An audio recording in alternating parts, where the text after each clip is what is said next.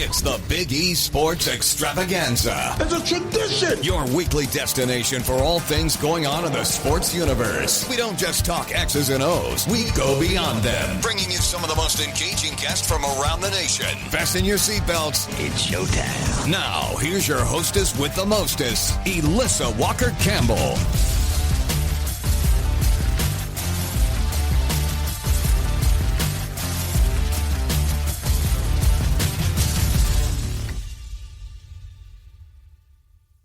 Elissa Walker Campbell back with you, and it is time to hoop it up on the Big E Sports Show. And what does 2025 have in store for the NBA? We're going to hit on some of the biggest teams, players, and headlines, and perhaps who we should have our eye on to start this brand new year. We are thrilled to welcome in from Sirius XM NBA Radio, and that is Brian Geltzeiler. Hello, Brian. Hi, Elissa. Pleasure to be with you today. It's good to have you on, and thank you for joining us. We are nearing the midpoint of the NBA season, and teams are starting to find their identity. Just leading off, I mean, what are you most excited about to ring in the new year when you start talking about the NBA? Well, I think the NBA right now is going through a youth revolution that's materializing right before our eyes. When you look at some of the struggles that the older star players have had, the players that we relied on as a U.S. team to win a gold medal in the Olympics this past summer, LeBron James and the Lakers, who aren't playing badly, but not wonderful, and certainly seem to be, at the very least, a piece away from being able to contend for a championship, if that. You look at the Golden State Warriors and Steph Curry, and that's been a big struggle. And the Warriors thought coming into the season they were one player away, and I'm not sure that they are. And that's another issue they have. And of course, the Phoenix Suns and Kevin Durant, right now wouldn't be even in the play-in tournament if that started today. And they've had some massive struggles, big changes in that starting lineup, and that looks like a group that just doesn't work. And they really have no move to make. And then so you kind of look at the old guys starting to phase out a little bit, and the big youth movement. Shai Gilgeous-Alexander and the Oklahoma City Thunder, who second best record in the league right now, albeit a close loss to Cleveland last night. But then the Cavs are another team that, you got four young guys together, Donovan Mitchell leading the way, that have all of a sudden decided to kind of check their individual production at the door for the betterment of the team. And Kenny Atkinson has everybody buying into an equal opportunity system, and they're playing great. So, youth is getting served here. The Celtics being the defending champions, two young wings still in their 20s. You see what the Knicks have done to kind of redo their team on the fly. So, the young guys are where it's at right now in the NBA. And I think that's something to keep a very close eye on as the season wears on, because the old guys aren't getting less tired and aren't less likely to get injured as the season goes on. The young guys are who are getting it done right now. And I think we're definitely going to see some kind of shift coming up here this year in the NBA playoffs with who we see advance deep. Well, let's talk some more about the young guys. Just how good is OKC? I mean, they've raised a lot of eyebrows. They're at the top when you talk about the standings, but is that, Brian, sustainable when the playoffs roll around? I think so. Listen, they're second best record in the NBA right now. And keep one thing in mind. They're playing without their biggest and I think their second best player in Chet Holmgren.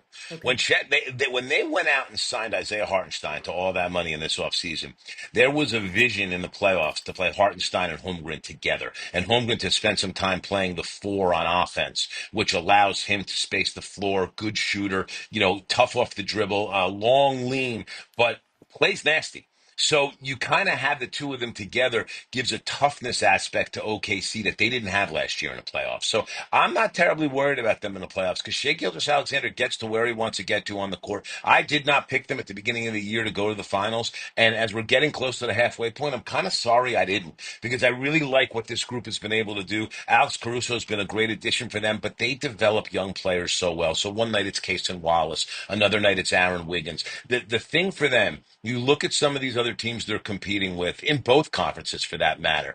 It's teams aren't deep in the second apron era of the NBA. You're going to pay your guys big money. It's hard to have guys on your bench that you can pay that are able to contribute. OKC, because they have all these first round picks, have all this cost control talent, so they can be deep. On top of that, you look at the contract they signed Aaron Wiggins to in the offseason. Look at the contract they signed Isaiah Joe to in the offseason. These are guys that are good young contributors. I really, really like how this looks here for the Thunder. And I think once they get Holmgren back, they're better. They may not be better than anybody in the conference without Holmgren, but certainly with Holmgren, he helps them be built to win in the playoffs.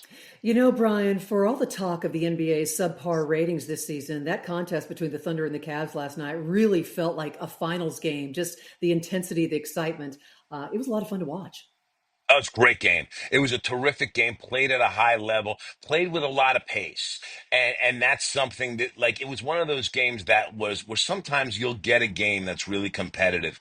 And let's face it, it's not aesthetically pleasing. It's a little more rock fight than it is track meet. Okay? Yeah, That that's was track true. meet Yep. last night. That was a Okay. track meet. And one thing when you watch from a fundamental standpoint, watch the Oklahoma City Thunder push the basketball in transition. Every single guy pushes the ball up the middle of the floor. It's the fundamental way to do it. You have guys on both wings and options, and if you want to take it right to the hoop, you can. You can pull up with a quick 15-footer, 10-footer off the bounce, and that's how they do it. Different than a lot of teams that'll run breaks up the side. OKC is they're so fundamentally sound. The other thing is this with them, and this is important to look at. And again, they lost last night, but I thought they played very well. They have two smaller wings in Jalen Williams and Lou Dort who play bigger. I mean, there's been times they've played Jalen Williams, who's 6'5", by the way. They played him at center, and he holds his own. They're physical, they're strong. So the thing for them is, yeah, maybe a little height challenge at time when they're playing smaller, but never a challenge physically. The big question for them is going to be how they can defensive rebound in the playoffs. If they rebound well, and Isaiah Hartenstein was supposed to solve that, and he's done a pretty good job of it so far. If they can rebound well in the playoffs, they can beat anybody in the West. Brian, who do you think, as we step back and just kind of look at all the teams in the Eastern and the Western Conference, who perhaps is feeling the most pressure to win a championship this year? You know, listen, there's always going to be pressure on the defending champion. So there's certainly pressure on Boston, but they don't play like it. And so I don't even want to look and say it's them. I think when you look at the teams that have like the most pressure on them, it's the teams that have some aging superstars. And I did mention the Lakers and the Suns Yes. and the Warriors earlier, but I'm going to throw an extra team into the mix, and that's the Milwaukee Bucks. Right now, the Bucks have a situation on their hands. Chris Middleton is not playing to his contract. They just demoted him from the starting lineup, and they demoted him from the starting lineup rightfully so because he's been terrible. Damian Lillard, who can have wonderful offensive games still, is as bad a defensive player he's ever been in his career, and that's a big statement because he hasn't been a good defensive player in his career. Giannis is literally on an island. Brook Lopez aging in front of their eyes, and they just haven't hit on enough draft picks to be able to insert guys into that lineup that are going to be really meaningful contributors to the rotation. They're just lacking in that. So you look at the Bucks and you realize, and the reason I talk about them to contend for a championship is because Giannis at this stage, if they can't put the right group around him, and they don't have a lot of moves to make from here, they don't have any picks to trade. Giannis this summer could say, you know what, thanks, but no thanks, guys. I've had enough. I want out of here. And that's why when you look at who's really got a lot of pressure on him, what Milwaukee does this year, there's 2 years in a row they're one and done in the first round of the Eastern Conference playoffs. Make it three, and we could see a Giannis sweepstakes coming up in this offseason, which would be incredibly compelling and incredibly interesting for the league. But that's kind of what we're looking at here. I think there's a lot of fear in Milwaukee that Giannis is not going to want to stay around with this aging group. Because let's face it, Giannis at the age of 30 right now, his years of being able to contend at his prime, we can count those on one hand. And for him, I think he's going to want to max him out. This guy's always been about winning, always been very serious about the work he puts in. And I don't know that he's going to hang around for any kind of retool the Bucks can make. And I don't know that the Bucks can make a retool with the lack of assets that they have and what they gave up to be able to bring in Damian Lillard. Well, there's a number of teams that are looking for a hard reset in the second half of the NBA season. Give us the pulse on what's going on with the Sixers right now and why have they struggled while having one of the most dominant big men in NBA history? The Sixers have struggled because they can't keep their best players on the floor consistently. That's the Okay. bottom line. Joel Embiid showed up out of shape.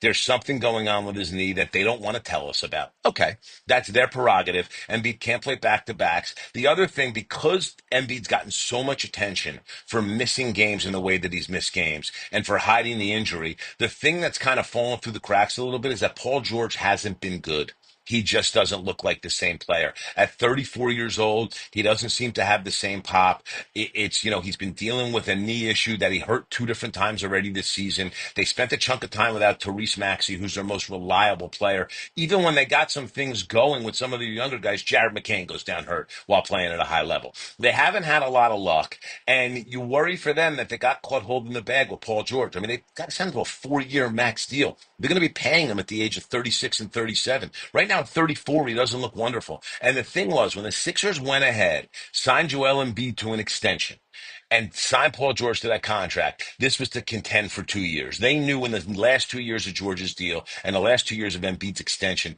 that they were going to have a problem and have to figure it out when they got there because they probably weren't going to be able to contend at that point. But right now, they don't look like they can contend. And it may have been a massive, massive mistake by Daryl Morey to bring in Paul George. With the way the bottom of the East is, they're not going to tank. They're not going to go and start trading for picks here. They're going to try to be as good as they can possibly be. And frankly, if they pull it together, they're a nightmare for a top team in the first round. You saw what they did to the Knicks last year in that series, in a 3-7 series, where they were very difficult to deal with for the Knicks. They can be that all over again. But again, so much of this comes down to what has been a very dysfunctional relationship between Joel Embiid and the organization since day one when he's got there. He has not necessarily been as committed to them as he should be, hasn't been as committed to his conditioning as he should be, to his injury rehab that he should be. And really what's happened is that essentially Joel Embiid, for lack of a better term, Alyssa, he keeps pooping on the Sixers' head and they keep thanking him for the hat. Uh-huh. Okay. Yeah. Listen, we have hit on a number of teams in the Eastern Conference. Give me some love for those Dallas Mavericks. What have they shown us this season? And what kind of run are they going to make? That they could they're the one team that could beat OKC Okay. in a playoff series if they're healthy. And that's the big worry for them right now. The problem for Dallas is going to be surviving right now. They're not going to evaluate Luka till the end of this month. So they're certainly going to be without Luka for at least another 3 weeks. If not, I would be surprised if Luka comes back before the All-Star break. So, you look at that, you got to survive 5 weeks without him. And now Kyrie with a bulging disc, and they said they're going to reevaluate him in a week.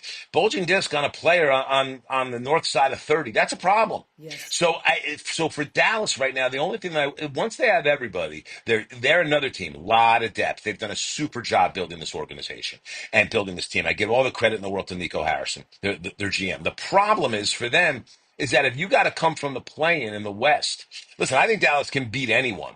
But coming without one home court series, and listen, they did it last year from a 5 seed, to be fair, but having to come out of the play-in and do that is going to be difficult. It's going to be hard coming out of that for Dallas to beat everyone in the West this year. And with teams that have kind of been reintroduced to the party here that weren't there last year, young, tough teams like Memphis and Houston, that only makes it tougher for Dallas because those are really good young teams that are both likely to be in the top 6. So listen, I'll give the Mavericks all the love in the world because healthy, they're as good as anybody in the conference. It's between them and OKC. But keeping everybody healthy is a problem. Luka's another one with conditioning that you have to worry about. And listen, Kyrie Irving's been injury prone for the large majority of his career. He's been pretty healthy for his time in Dallas. Watching that injury is going to be important because they're going to have to be really careful about, you have to prioritize these regular season games, but at what expense? And that's going to be the big decision Dallas's training staff, their head coach Jason Kidd, and their front office is going to have to make. So why did the Mavs get off to such a slow start this season? They were able to flip the script and then won 14 of 17 games and climbed up to the number 3 seed in the Western Conference in the month of December. Why the slow start? Luka wasn't good early. Luka Okay. didn't show up in shape. Luka's numbers were down. His shooting percentages were down. It was a Luka problem. And listen, his aggregate numbers are always going to look good. He's always going to average a lot of points, rebounds, and assists. But with Luka Doncic, you got to dig a little bit deeper into how those numbers look. He's always been very efficient. He was not very efficient to start the season. You combine that with the fact that he's never been a great defensive player, but he was good in the playoffs last year. He was bad early in the year this year. So Luka played a very big role in why they didn't get off to a good start. But again, they pulled it together. And then when Luka went out, Kyrie does a super job of leading that team. He really does. Those guys, the young guys around him, respond so well to his leadership. Even you had a situation a few weeks ago where I believe PJ Washington ended up taking a fine for a fight Najee Marshall got into. And Kyrie went public and said, I'm paying those guys fines. They're sticking up for teammates. I love that. That's the type of spirit that Kyrie has been able to get out of his teammates and to put in that place in that locker room. So Dallas is a team to never count out. But again, Luka being hurt, Luka having conditioning issues, that's really what you have to watch the most because everything else in the Mavericks seems to be pulling in the right direction. Yeah, we are nearing the midpoint of the season. Always a true pleasure when we have an opportunity to catch up with from Sirius XM NBA Radio, and that is Brian Geltzeiler. Thank you, Brian. Have a good weekend. You do the same, Elissa. Take care. Thanks for having me. You bet.